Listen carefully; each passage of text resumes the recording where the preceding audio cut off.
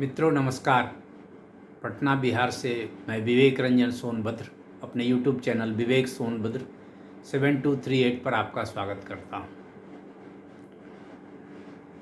मित्रों, आज फिर से बात पेपर लीक की। मित्रों, पेपर लीक एक अपने आप में समस्या नहीं है। अपने आप में समस्या का मतलब ऐसी कोई समस्या नहीं है जिसका कि एक झटके में निदान कर दिया जाए। यह समाज में व्यापक रूप से कण कण और पग पग में फैले हुए भ्रष्टाचार का एक नमूना है। आगे मैं इसकी बात करता हूँ। तो मित्रों, पेपर लीक पर अभी झारखंड में छात्रों का आंदोलन चल रहा है। आज आंदोलन का 14वां दिन है। मैंने 2-3 वीडियो बनाए हैं जिसमें मैंने इस बात को उठाया था कि प्रिंट मीडिया में उस आंदोलन को उतनी कवरेज नहीं मिल रही है। खास करके मैं पटना में जो अखबार पढ़ता हूँ उसके बारे में मैंने प्रश्न उठाया था। तो अभी भी स्थिति वही है। टीवी में कवरेज तो अब आ रहा है धीरे धीरे, और कुछ फेमस प्रसिद्ध यूट्यूबर लोग भी वहाँ जाकर आंदोलन को कवर कर रहे हैं। जैसे अमन चोपड़ा ने कवर किया। ऐसे वे यूट्यूबर तो नहीं, वे टीवी के पत्रकार थे। पता नहीं वो पत्रकार के रूप में वहाँ गए थे या स्वतंत्र रूप से यूट्यूबर के रूप में गए थे, मैं नहीं कह सकता। आज मैंने अजीत अंजुम जी को भी वहाँ उनका कोई वीडियो मैंने देखा है, वे भी कवर करने पहुँचे हैं। रवीश कुमार जी ने फेसबुक पर 2 पोस्ट उनका भी मैंने देखा है, और पेपर लीक कहीं भी हो उसकी व्यापक निंदा उन्होंने की है और उसे बंद करने का उन्होंने आह्वान किया है। तो धीरे धीरे कवरेज मिल रहा है, लेकिन हाँ, आंदोलन उतना व्यापक रूप नहीं ले पाया है जैसा कि जंतर मंतर पर हुआ था, जिससे कि सरकार का ध्यान आकृष्ट किया जा सका। और उसके पीछे यह भी कारण था कि वहाँ राहुल गांधी जी ने उस आंदोलन का समर्थन किया। प्रधानमंत्री के आवास के सामने उन्होंने धरना दिया। अन्य कई नेताओं ने, केजरीवाल जी ने और अन्य कई नेताओं ने भी उस आंदोलन को समर्थन दिया। तो उसका व्यापक समर्थन हुआ और व्यापक असर भी हुआ। इस आंदोलन का अभी तक व्यापक समर्थन उन नेताओं के, विपक्ष के अन्य नेताओं के द्वारा नहीं हुआ है। हो सकता है नहीं हो, क्योंकि वहाँ तो राहुल गांधी जी के ही यूपीए की सरकार है। राहुल गांधी जी समर्थित, कांग्रेस समर्थित यूपीए की ही सरकार है। हो सकता है यह भी एक समस्या हो। ऐसे आज मैंने एक वीडियो देखा जिसमें बाबूलाल मरांडी जी, जो भाजपा के विपक्ष के नेता है, वहाँ नेता प्रतिपक्ष हैं, वे छात्रों से मिले हैं। आज यह भी बात थी कि छात्रों का एक डेलीगेशन सरकार से मिलने जाएगा। गया या नहीं उसकी पूरी खबर मुझे नहीं है, लेकिन मैंने एक वीडियो देखा है टीवी पर जिसमें एक मंत्री जी हैं वहाँ के, इरफान अंसारी साहब, उन्होंने कहा है कि कोई पेपर लीक नहीं हुआ है, कुछ त्रुटियाँ पाई गई है, उसकी जांच हो रही है। जेपीएससी के अध्यक्ष का इस्तीफा हो गया है, कई लोग गिरफ्तार हुए हैं। ऐसे इस गिरफ्तारी की खबर आज अखबार में मैंने देखी है, प्रभात खबर में। जेपीएससी के पूर्व अध्यक्ष के कंप्यूटर ऑपरेटर समेत 7 लोग हिरासत में। सीआईडी ने रांची में नियुक्ति घोटाला मामले में 7 लोगों को हिरासत में लिया है। सीआईडी की टीम ने धर्मेंद्र के कब्जे से 3 मोबाइल फोन और 1 कंप्यूटर जब्त किया है। धर्मेंद्र जेपीएससी के पूर्व अध्यक्ष के कार्यालय में कार्यरत था। उसकी अभय तिवारी के करीबी लोगों से बातचीत होती थी। सीआईडी ने पिछले दिनों 18 जगहों पर छापामारी कर कुछ कोचिंग संचालकों को भी पकड़ा था। उनसे भी धर्मेंद्र लगातार संपर्क में था। इस आधार पर अब उससे हिरासत में लेकर पूछताछ हो रही है। तो कुछ छोटे तबके के लोगों की गिरफ्तारी हुई है, कंप्यूटर ऑपरेटर जैसे लोगों की। तो केवल कंप्यूटर ऑपरेटर ऐसी गड़बड़ियां कर देंगे, यह कहना बड़ा मुश्किल है। ऐसा संभव नहीं है। बिना बड़े लोगों के सहमति के या नेग्लिजेंस कह लीजिए, अनदेखी के, यह काम नहीं हो सकता। तो और अगर बड़े बड़े लोग इसमें शामिल रहेंगे तो सीआईडी जांच कर पाएगी। भ्रष्टाचार के तो रोज मामले हो रहे हैं, लेकिन भ्रष्टाचार उजागर तो नहीं हो पा रहा है, इसलिए कि सब लोगों की मिली भगत है। तो अगर छात्र आंदोलनकारी जो हैं वे कह रहे हैं कि सीबीआई की जांच हो जाए, तो हो जाने दिया जाए, इसमें क्या दिक्कत है। कम से कम छात्रों की बात तो रह जाएगी। आंदोलनकारी जो छात्रों में के बीच विश्वास तो जम जाएगा कि हाँ भाई हम लोगों ने सीबीआई जांच की मांग की, सीबीआई जांच हुई, ये पकड़े गए या कोई नहीं पकड़े गए। तो फिर छात्रों को यह कहने का तो मौका नहीं मिलेगा कि नहीं गड़बड़ी रही गई, सीआईडी ने लिपापोती कर दी या जो भी हुआ। तो इसलिए सरकार को चाहिए, हेमंत सोरेन जी को चाहिए कि इसकी जांच सीबीआई से करवा दी जाए। तो अपना छात्रों के हिसाब से दूध का दूध और पानी का पानी हो जाएगा। ऐसा तो है नहीं कि सीबीआई ज़बरदस्ती किसी को पकड़ के बंद कर देगी।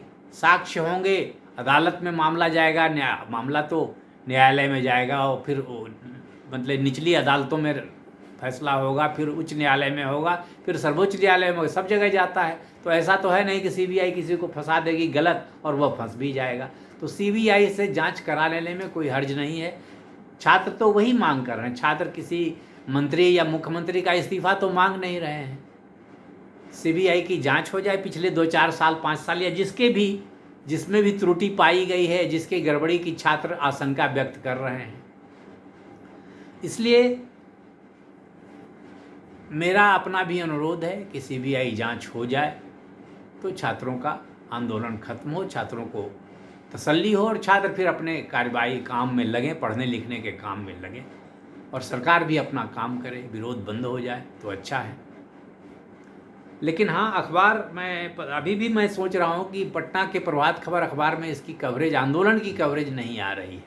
क्यों नहीं आ रही है पता नहीं। तो मित्रों, अच्छा एक बात मैं कहना भूल गया जिससे मैंने शुरू किया था कि ये पेपर लीक अपने आप में कोई स्वतंत्र समस्या नहीं है। पग पग में भ्रष्टाचार है, सरकारी नौकरी की कमी है। तो लोग जैसे भी हो सरकारी नौकरी प्राप्त करना चाहते हैं, पैरवी करना पड़े इंटरव्यू में तो वो हो जाए तो अच्छा है, पैसे देने पड़े इंटरव्यू में या रिटर्न के पेपर ही लीक करा लिया जाए तो वो अच्छा है। और वो हो रहा है। नीट में हुआ, बिहार के सिपाही भर्ती परीक्षा में हुआ, शिक्षक भर्ती परीक्षा में हुआ, एडीओ भर्ती परीक्षा में हुआ, कितने परीक्षा में हो, झारखंड में हो ही रहा है। झारखंड स्टाफ सिलेक्शन कमीशन के सीजीएल वगैरह परीक्षाओं में हुआ और जीपीएससी के प्रीलिम और कौन कौन परीक्षाओं में हुआ। नीट यूजी 2024 में हुआ, नीट यूजी 2026 में हुआ और उत्तर प्रदेश में भी कई परीक्षाओं में हुआ है।